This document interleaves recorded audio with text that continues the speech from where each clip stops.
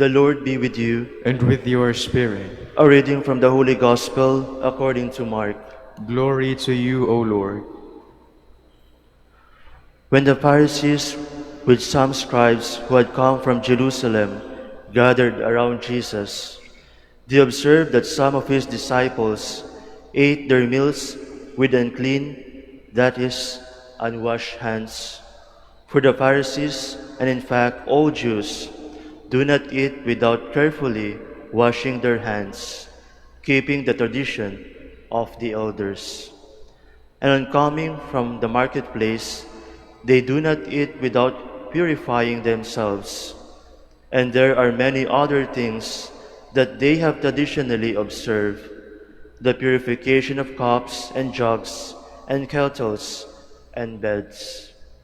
So the Pharisees and scribes questioned him, "Why do your disciples not follow the tradition of the elders, but instead eat a meal with unclean hands?"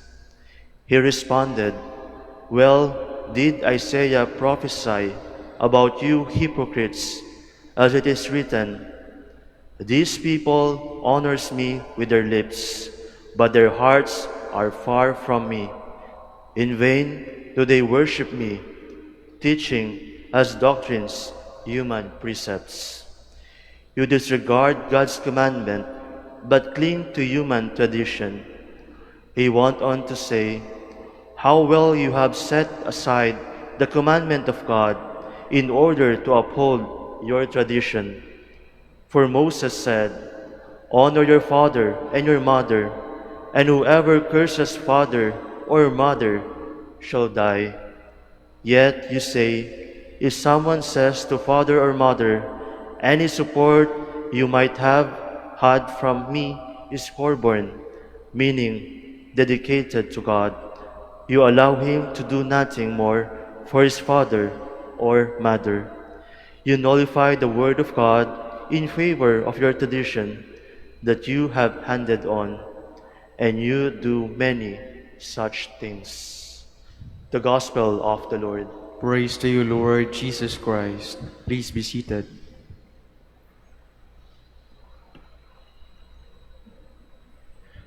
Magandang umaga po sa inyong lahat. Welcome po sa Minor Basilica of Our Lady of the Rosary of Manaoag. Tradisyon po sa mga Pilipino na kapag may special occasion, may hindi nawawala po sa handaan. Ano po yun? Lechon. Madalas may lechon kapag may handaan. Kahit marami na may sakit sa puso, may nag-high blood na dyan, basta dapat may lechon. Paano kung sa isang handaan, ito'y tradisyon na linalagay sa hapagkainan, ay bigla pong nawala? Yan ba'y magiging cause ng away sa pamilya? May magsasabi ba na, ano ba yan? Naghihirap na ba tayo? At wala ng lechon? Ano ba yan? Kailangan bang magtipid-tipid tayo at kaya hindi na tayo nagpapalitsyon? Kung titingnan po natin mga kapatid, parang napaka-observe kapag ito yung pag-aawayan natin dahil lamang nawala yung lechon sa hapagkainan. Pero sa bagay, ganun din naman po yung tingin natin doon sa ating narinig sa Ebanghelyo. The Pharisees rebuked the disciples of the Lord because they did not follow the prescribed purification law. Interesting po ito, sapagkat yung purification supposed to be symbolism lang po yun. Yung paghuhugas ng kamay, yung paglilinis ng mga gamit, symbolism lamang po yun. Ng ano po? Ng pag-aayos at paglilinis ng kalooban. Pero kapag ito po ay naging diskusyon at ikaw ay magagalit sapagkat hindi naghugas ng kamay, iba na yun para sa ating Panginoon. Interesting po ito sapagkat parang sinasabi niya, kapag mabaho ka, mabaho rin ang budhi mo.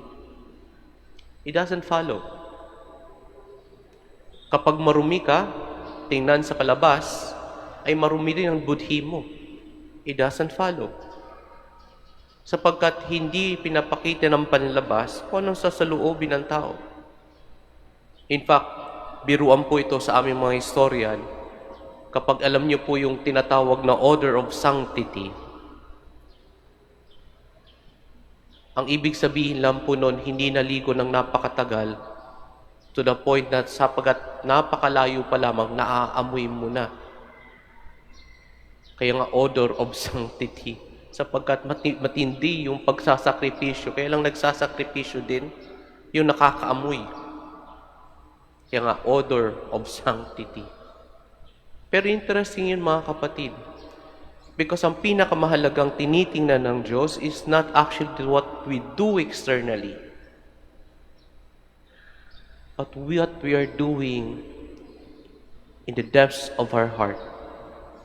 Are we purifying also our heart? Are we cleansing it? Ano pong klaseng puso ba ang hinaharap natin sa Diyos?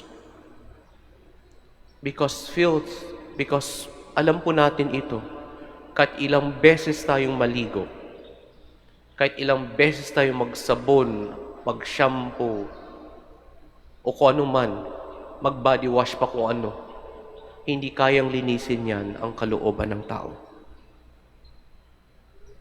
Walang makakalinis na panglabas. Conversion can only happen when there is a change, something inside us, from our own disposition, from our own attitude. Kapag ito hindi makita, yung pagbabagong ito in our attitude, in our disposition, mahirap din mong sabihin that there is a change of heart. Kaya nga siguro po, let us focus more on the heart that we offer to the Lord. What kind of heart are we offering to the Lord? Kahapon po, binuri ko yung mga novices sapagkat sabi ko, ang daming nakapikit sa inyo. May sumagot po sa akin ang sabi, Father, nagre-reflect. Sabi ko, matinding argument yan. Hindi sabi ko, hindi lahat na nakapikit sa misa ay nagre-reflect. May mga tulog na, sigurado dyan. Pero, interesting po ito sapagkat sometimes, this is how we argue our own spiritual life. Kung minsan, we forget that there are things that are far more important than the things that we see externally. The things that really happen within us. May nagbago ba sa atin? Every time we attend the Mass, every time we receive Jesus in the communion, is there something that is changing in us? May binabago ba ito sa atin? Because if there's, mga kapatid, if there's none na nagbago sa atin after receiving Jesus, then no matter how much we purify ourselves, how much we take a bath or cleanse ourselves outwardly, it will be very difficult for us to have a change of heart. Magsisimula na po ang Lenten season. Next week po, sa next week, Wednesday, Ash Wednesday, and we will be hearing again, again and again, yung call for conversion, for repentance. And I hope and pray that each one of us here will really raise up our heart to the Lord and said, Lord, I am ready. I am willing to change my heart. I am ready to purify my heart for you. Amen.